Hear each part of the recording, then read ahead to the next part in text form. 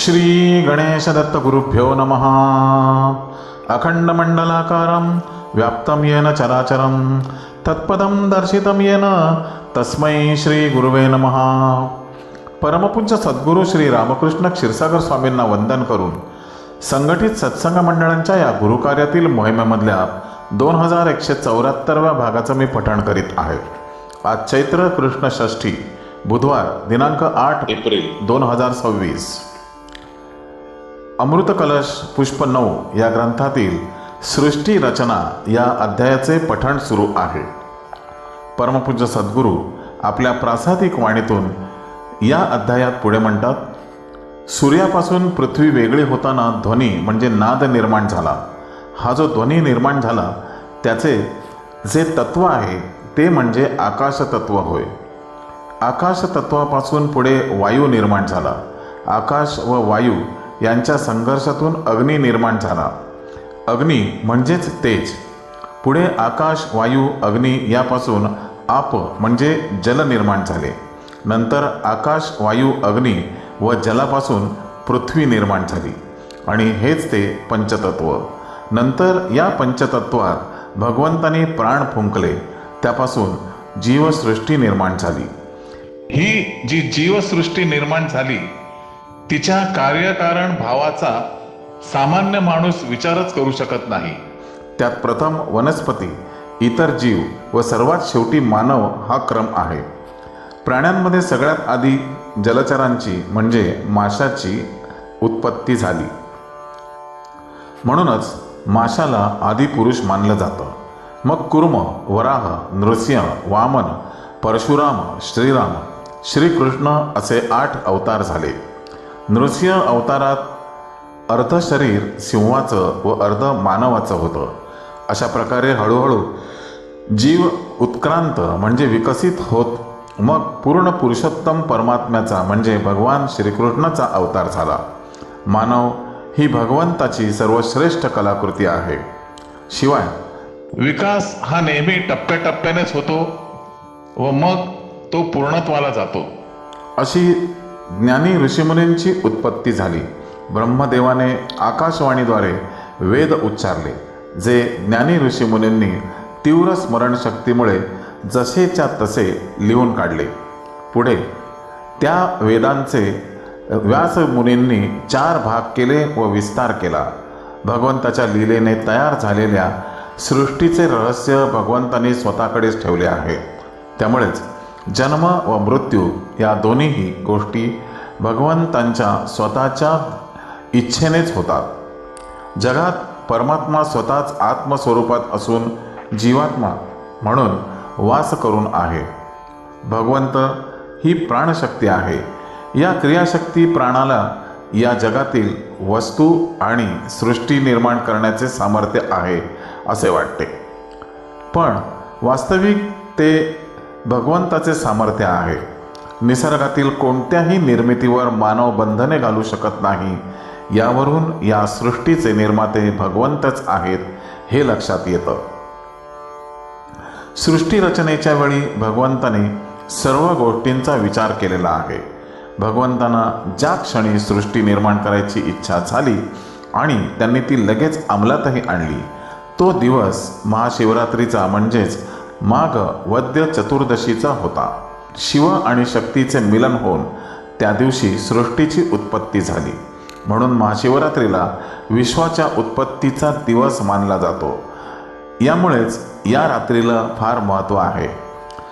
या रात्रीच्या 4ही यामात शिवाचे पूजन केले जाते।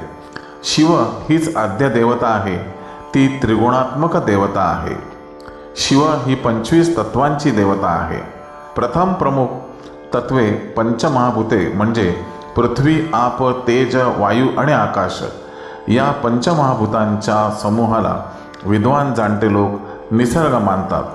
तसेच या त्रिगुणात्मक अव्यक्त नित्य आणि कार्यकारण रूप स्वतः निर्विवेश असून संपूर्ण विशेष धर्माचा जो आश्रय आहे त्या प्रमुख तत्वालाच आपण निसर्ग असे म्हणतो।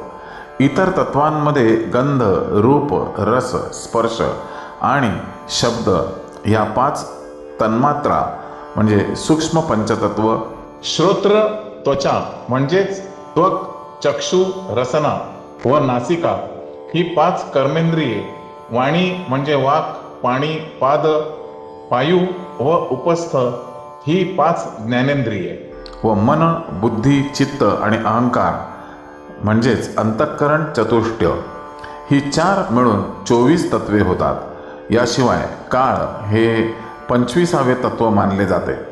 संकल्प, निश्चय, चिंता आणि अभिमान या अंतःकरणाच्या 4 वृत्ती आहेत। अशा प्रकारे मायेच्या द्वारे यात जीवात्मा म्हणून व बाहेर काळरूप म्हणून तो व्याप्त आहे। म्हणजे उत्पत्ती, स्थिती व लय तसेच पृथ्वी, आप, तेज, वायू आणि आकाश या पंचमहाभूतांची शिव हीच देवता आहे। तसेच शिवाच्याच रूपाने विष्णू आले, शिवाच्याच रूपाने ब्रह्मदेव आले। विश्वव्यापकता हा गुण ईश्वरी शक्तीचा असतो, तिला तुम्ही ओळखू शकणार नाही, पण तिचा प्रभाव सर्वत्र दिसून येतो। पंचमहाभूते। पृथ्वीवर सृष्टीची सुरुवात ब्रह्म या महत्त्वापासून झालेली आहे। या तत्वापासून प्रथम 5 महाभूते पृथ्वी, आप, तेज, वायू आणि आकाश म्हणजे शक्ती निर्माण झाली। या पंचमहाभूतांच्या पंचतन्मात्रा म्हणजे त्यांचे गुण विषय आहेत। पृथ्वीचा गुण आहे गंध, त्याचे इंद्रिय म्हणजे घ्राणेंद्रिय। नाक जलाचा गुण आहे रस व त्याचे इंद्रिय आहे रसना। जीभ तेजाचा गुण आहे रूप, त्याचे इंद्रिय म्हणजे नेत्र। वायूचा गुण स्पर्श व त्याचे इंद्रिय म्हणजे त्वचा। आकाशाचा गुण म्हणजे शब्द व त्याचे इंद्रिय म्हणजे श्रोत्रेंद्रिय अर्थात कान। पंचमहाभूतांचे हे गुण शब्द, स्पर्श, रूप, रस, गंध केवळ पृथ्वी तलावरच आढळतात। आकाश तत्व ज्याचा अंत लागत नाही त्याला आकाश म्हणतात। ब्रह्मांडातील सृष्टी रचनेचाच एक भाग असलेली आकाशातील ग्रहांची रचना पाहून अति आश्चर्य वाटते। ही व्यवस्था पाहून बुद्धी थक्क होऊन जाते। अशी अनेक ब्रह्मांडे आहेत, म्हणून तर परमेश्वराला अनंत कोटी ब्रह्मांड नायक म्हणतात। आपण ज्या ब्रह्मांडात राहतो ते ब्रह्मांड म्हणजे पृथ्वी, वायुमंडल, आकाश, चंद्र, सूर्य, तारामंडल इत्यादी। सूर्य, चंद्र व पृथ्वी व ग्रह यांची प्रत्येकाची गती निरनिराळी असते। परमेश्वराने त्यांना इतक्या योग्य अंतरावर कायम ठेवले आहे की ते स्वतःभोवती फिरता फिरता स्वतःची परिभ्रमणे कक्षा सोडून जास्त लांब किंवा जास्त जवळ येऊ शकत नाहीत। एकाने दुसऱ्यावर, दुसऱ्याने तिसऱ्यावर बल निश्चित केलेले आहे। त्यामुळे हे सर्व ग्रह त्या त्या कक्षेतून परिभ्रमण करीत सूर्याला प्रदक्षिणा घालत असतात। त्यामुळे दिवस व वर्ष निर्माण होतात। आठवड्यातील प्रत्येक दिवशी विशिष्ट ताऱ्याचा म्हणजे सूर्य ग्रहांचा, उपग्रहांचा म्हणजे चंद्राचा प्रभाव पृथ्वीवर पडत असतो।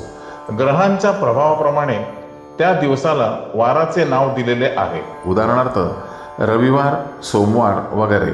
जर तसे नसते तर वाराचे नावच पडले नसते। जसे ग्रहाच्या प्रभावानुसार वार ठरतात, तसे चंद्राच्या कलेप्रमाणे तिथी ठरतात। श्री गुरुदेव दत्त। गुरुबंधू आणि भगिनींनो, आजचे हे पठण परमपूज्य सद्गुरूंच्या चरणी सादर अर्पण। या पुढील भागासाठी पुन्हा भेटूया उद्या सकाळी 6 वाजता। श्री गुरुदेव दत्त।